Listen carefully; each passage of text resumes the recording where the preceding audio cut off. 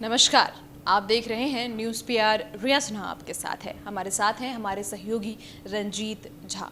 आज एक विषय पर चर्चा होनी है। चर्चा इस बात पे है कि हालिया में यूपीएससी रिजल्ट्स अनाउंस किए गए। उसमें हमने देखा शुभम कुमार ने टॉप किया। 20 साल बाद बिहार को टॉपर मिला है, ये तो बहुत ही अच्छी बात है। लेकिन एक रिपोर्ट जो कहती है और जो हम बहुत दिन से देखते आ रहे हैं, बीपीएससी की बात भी कर लेते हैं, यूपीएससी की बात भी कर लेते हैं, सभी इंजीनियर स्टूडेंट्स ही क्यों आईएएस बन रहे हैं, सभी इंजीनियरिंग स्टूडेंट्स ही क्यों बीपीएससी क्रैक कर रहे हैं, तो फिर इंजीनियरिंग करने का क्या फ़ायदा है। मुझे ये समझना है पॉइंट सर आपसे, क्योंकि आप इस विषय में बहुत दिनों से बात भी कर रहे थे कि आखिर क्या आंकड़े हैं, कितने इंजीनियर्स जो हैं वो लगातार जो है यूपीएससी क्यों करते हैं, मतलब ऐसा क्यों है कि वो बीटेक करने जाते हैं फिर यूपीएससी में चले आते हैं। बहुत बड़ा सवाल है और गंभीर सवाल है। इस पर सरकार को भी सोचना चाहिए। और मैं सिर्फ ये हमारा मुद्दा नहीं है कि हमने यह सवाल उठाया है कि इंजीनियर्स जो है यूपीएससी की तरफ क्यों इंटरेस्ट बढ़ाए जा रहे हैं, और जब रिजल्ट जब हम देखते हैं तो अधिकतर जो है इंजीनियरिंग बैकग्राउंड के लड़के ही क्वालिफाई कर रहे हैं, या लड़कियां जो भी हैं वो क्वालिफाई कर रही हैं। इसके पीछे कारण क्या है, ये कारण समझने के लिए थोड़ी गहराई में जाना पड़ेगा। कई पत्रकार ने भी सोशल मीडिया पर लिखा, कई हमारे जानने वाले भी लिखे कि सरकार को सबसे पहले इन पे बैन लगाना चाहिए कि ऐसे इंजीनियर्स सिविल सेवा में तो नहीं आए। आपको तैयार किया जाता है किसी और काम के लिए और आप आ जाते हैं प्रशासक बनने के लिए। तो फिर अगर इन चीज़ों को अगर हम लोग देखें, हम इस पे तह तक जाएंगे, तो सबसे पहले यही होना चाहिए कि जो नॉर्मल कोर्सेज कर रहे हैं, हिंदी से पढ़ते हैं, कोई दूसरा विषय ले लेता है, आपने कहने के लिए शामिल तो सबको कर लिया है। वही मैं पूछना चाह रही थी, लेकिन ऐसे कोर्सेज को बंद कर देना चाहिए कि बीसीए, बीकॉम, फिर बाकी कोर्सेज होते हैं, प्रशासनिक सेवा के अलग अलग कोर्स होते हैं, बीए करता है सब अलग अलग फील्ड में, सोशल एडमिनिस्ट्रेशन में बीए करते हैं, वो लोग क्यों नहीं इसमें क्वालिफाई कर पाते हैं। क्वालिफाई तो छोड़ दीजिए, मतलब टॉप की बात कर रहे हैं फिलहाल तो हम, कि टॉप लिस्ट में हम देख लेंगे, कभी ये लोग नहीं आते हैं। क्वालिफाई कुछ लोग कर भी जाते हैं, लेकिन टॉप लिस्ट में क्यों नहीं आते हैं। अब सबसे बड़ा कारण इसको समझने के लिए आपको 2010 के पहले और 2010 के बाद के यूपीएससी पैटर्न को समझना पड़ेगा। जो मैं पढ़ पा रहा था, किसी बुद्धिजीवी ने ही लिखा, मैं उसी को लोगों के सामने साझा करने की कोशिश कर रहा हूँ। इसमें ये बता रहे हैं कि जब सीसेट आया, सिविल सर्विसेज एप्टीट्यूड टेस्ट जब से आया, तो इसमें रीजनिंग और तकनीकी जो चीज़, मेंटल एबिलिटी का जो टेस्ट होता है, मैथ्स का होता है, इन सारे बिंदुओं ने जो है इंजीनियर्स को आकर्षित किया कि ये लोग टेक्निकली साउंड होते हैं। और इन लोगों को अचानक से एक रुझान बढ़ गया कि यूपीएससी ट्राई करते हैं। इसके पीछे की भी एक दिलचस्प कहानी मैंने नोटिस किया। एस्पायरिंग माइंड्स एक संस्था है जिसके संस्थापक वरुण अग्रवाल हैं। उन्होंने इसमें एक रिसर्च किया। बेसिकली सिर्फ इंडिया के ही नहीं, चाइना के भी और भी कई कंट्री को वो शामिल करते हैं। उसमें तय करते हैं कि भारत के इंजीनियर्स कहाँ खड़े हैं।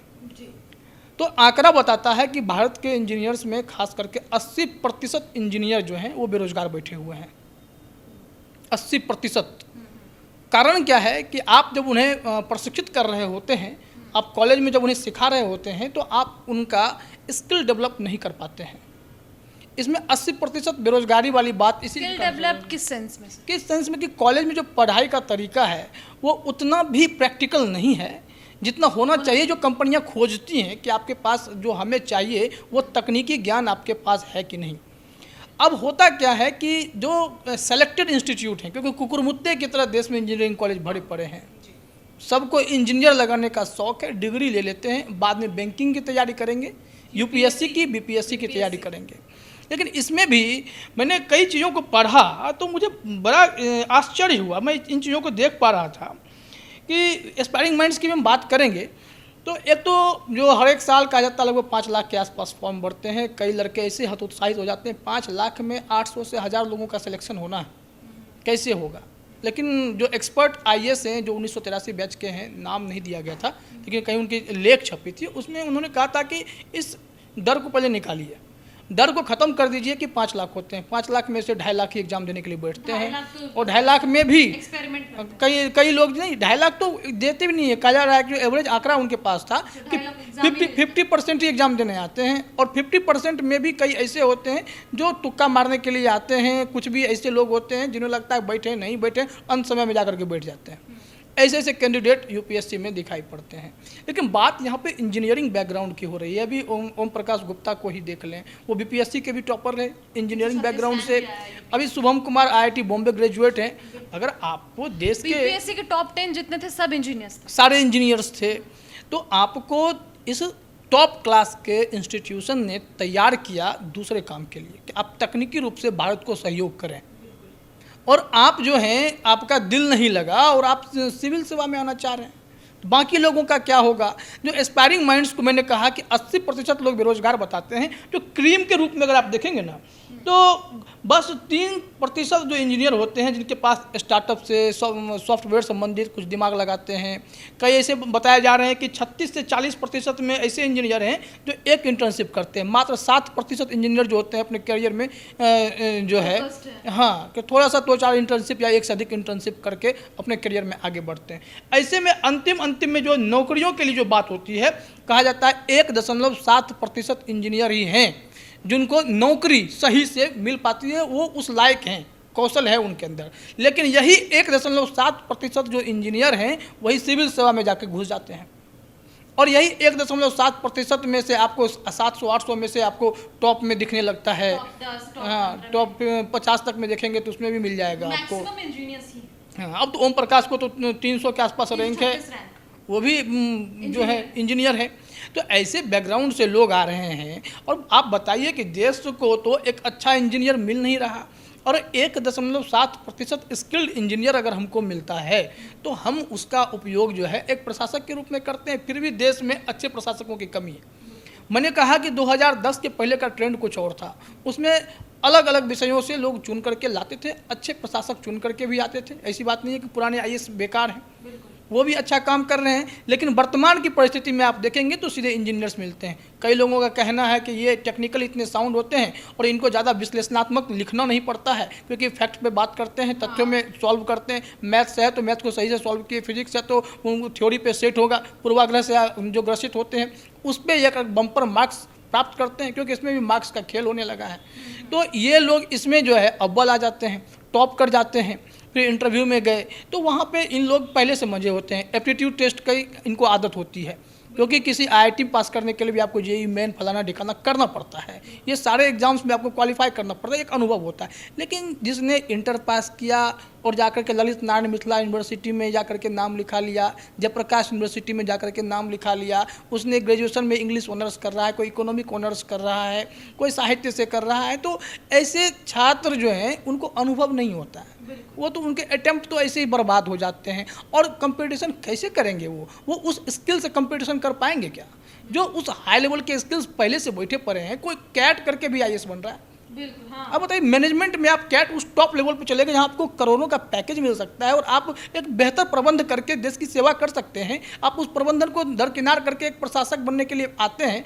अरे आप वहाँ नहीं संभालेंगे तो यहाँ दूसरे लोगों को संभालने दीजिए ना। आप क्यों वहाँ के फील्ड को छोड़ दे रहे हैं? आप मेडिकल करके डॉक्टर बनते हैं। कई डॉक्टर जो है यूपीएससी क्रैक करने के लिए चले आते हैं। आखिर ये करके आप क्या साबित करना चाहते हैं? ये जो मैं आंकड़े देख रहा था और बार बार इंजीनियरिंग मेडिकल के शुभम भी जिन्होंने टॉप किया है, वो अच्छी बात है, टॉप किया है। He is also from IIT Bombay and that's a big thing. IIT Bombay one of the top colleges में आता है फॉर इंजीनियरिंग। एंड अगर बॉम्बे वहाँ से क्वालिफाई करना, वहाँ उन्हें काफ़ी बेहतरीन पैकेज भी मिल सकता था। और 2019 में भी उन्होंने क्वालिफाई किया, तब भी उन्होंने हार नहीं मानी, उन्हें टॉप करना था, तो उन्होंने दोबारा एग्ज़ाम दिया, फिर टॉप करा। ये अच्छा लगता है। चलिए, आप टॉप कर रहे हैं, आप काबिल हैं। ये आपने इंजीनियरिंग के दौरान ही, जैसे ही आपने IIT में दाखिला लिया, आपने खुद को साबित कर दिया कि आप बेहतरीन इंजीनियर हैं। लेकिन बेहतरीन इंजीनियर हैं आप, और आपको सरकार ने चुना है कि देश में कुछ तो इन्वेंशन हो। हाँ, कुछ तो आप तकनीकी ऐसी थ्योरी को लेकर के आए, कुछ तो विकसित करें। लेकिन आप जैसे काबिल इंजीनियर्स जो सेलेक्टेड IIT और NIT के होते हैं, जो 1.7% काबिल इंजीनियर हैं, जिनको नौकरी मिल पाती है, और वो लोग नौकरी छोड़ करके इधर आकर के यूपीएससी की तैयारी में स्टेट सर्विसेज में घुस जाते हैं, राज्य की नौकरियां करने लगते हैं। वहाँ पे जहाँ पे आपको 50 लाख रुपए की सैलरी मिल जाती है, 1 करोड़ की सैलरी मिल जाती है, यहाँ पर आप 1 आध लाख रुपए के अंदर सिमटना चाहते हैं।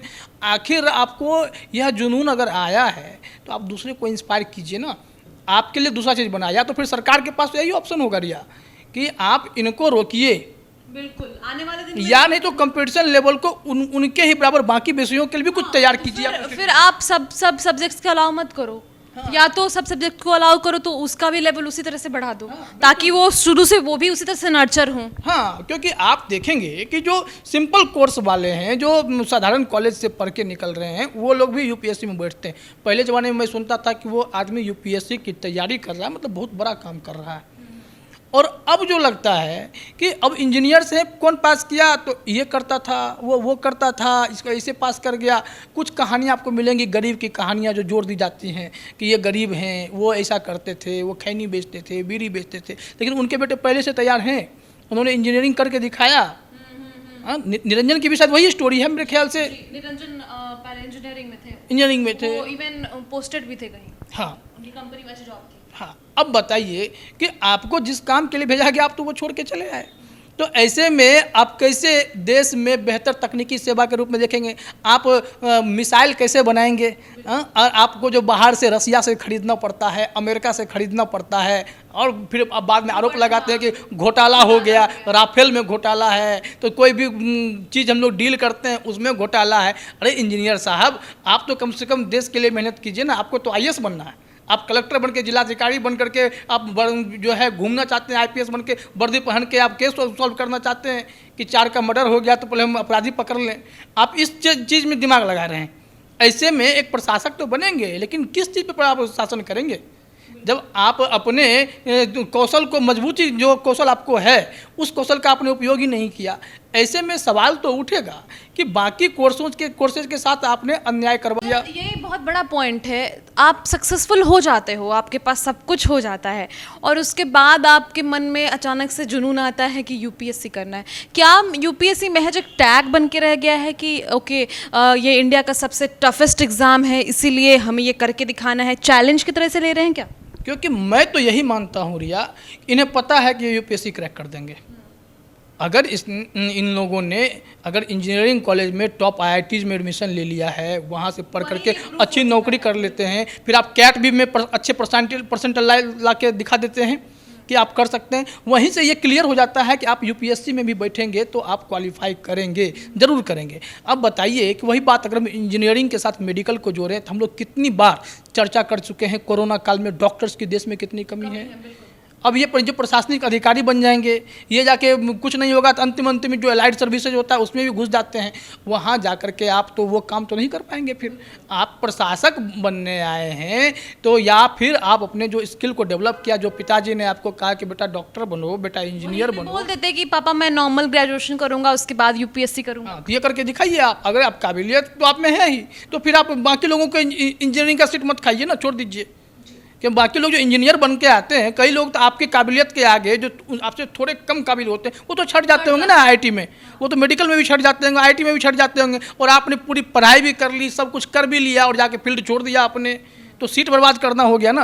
दूसरे को मौका दीजिए जिनको इंजीनियरिंग में इंटरेस्ट है, जो इसी में आगे बढ़ेंगे। लेकिन आपने पूरे घोर मट्ठा करके वापसी आपने यूपीएससी, बीपीएससी, या आप उत्तर प्रदेश सिविल सेवा, कहीं भी जा करके आप जो है सेट होने की, या तो स्टेट पीसीएस या तो यूपीएससी, प्रोविंशियल सर्विसेज में जाके आप लग जाते हैं।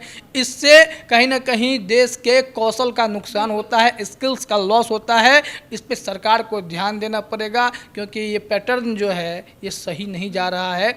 इसमें कई साधारण कॉलेज के बच्चे जिनको उतना कैपेबल नहीं होते हैं, जो पढ़ाई में जाकर के लाख 2 लाख, उसके भी रीजंस हैं, वो उस तरीके से उनके स्किल डेवलप नहीं करवाए गए हैं। और हर कोई बच्चा मेधावी होता है, ये पॉइंट है, बट उसे नर्चर करवाना होता है बचपन से कि उसे वैसे स्किल्स मिले। साधारण सी बात है कि अगर आप हिंदी से करते हैं, पढ़ाई करते हैं, फिजिक्स से पढ़ते हैं, तो आपको दूर तक पढ़ने के बाद जा करके हो सकता है कि आप कहीं टीचर बनेंगे या प्रोफेसर बनेंगे, जिसकी भी कमी है देश में। और इनके पास और विकल्प तो नहीं है, क्योंकि वोकेशनल कोर्स नहीं कर रहे हैं ना। इंजीनियर्स के पास तो विकल्प है कि आप जो है जॉब करेंगे, आपके पास स्किल्स है तो। मैं क्रिम्ड इंजीनियर्स की बात कर रहा हूँ जो 1.7% जिनको जॉब मिल पाता है, वैसे इंजीनियर्स ही अक्सर नौकरी छोड़ करके यूपीएससी में आ जाते हैं। बाकी जो होते हैं वो तो बैंकिंग की तैयारी कर रहे हैं, उनका तो कोई हिसाब ही नहीं है, क्योंकि बहुत लोग सिर्फ डिग्री लेते हैं, पढ़ते नहीं हैं। ये समस्या है, इसको दूर करना पड़ेगा। तो ये चर्चा एक कड़वा सच है और शायद आप में से कई लोगों को बुरा भी लगेगा, लेकिन ये सच है जो सर ने मुद्दा उठाया। इवन हमारे कई वीडियोस पे कमेंट्स भी आ रहे थे, जब बीपीएससी का रिजल्ट निकला था उस वक्त भी कई लोगों ने कमेंट किया था कि आखिर ऐसा क्या बात है कि टॉप 10 जो हैं वो सबके सब इंजीनियर्स हैं। अब यूपीएससी का रिजल्ट निकला, वहाँ पर भी आप देख सकते हो वही चीज़ें सामने आ रही है। और जो भी चर्चा हुई है अभी हमारे बीच, वो एक सच है कि कहीं ना कहीं हमारे देश के कौशल पर आने वाले दिनों में बहुत बड़ा सवाल उठने वाला है। और जो लोग आगे बढ़ सकते हैं उन्हें आगे बढ़ने नहीं दिया जा रहा है, क्योंकि दूसरे लोग उस क्षेत्र में अपना हाथ जमा रहे हैं। फिलहाल इस खबर में, इस चर्चा में इतना ही। आगे और भी चर्चाओं के लिए आप न्यूज़ पीआर के साथ लगातार बने रहें। हमारे और रंजीत सर की तरफ से अभी इतना ही। धन्यवाद।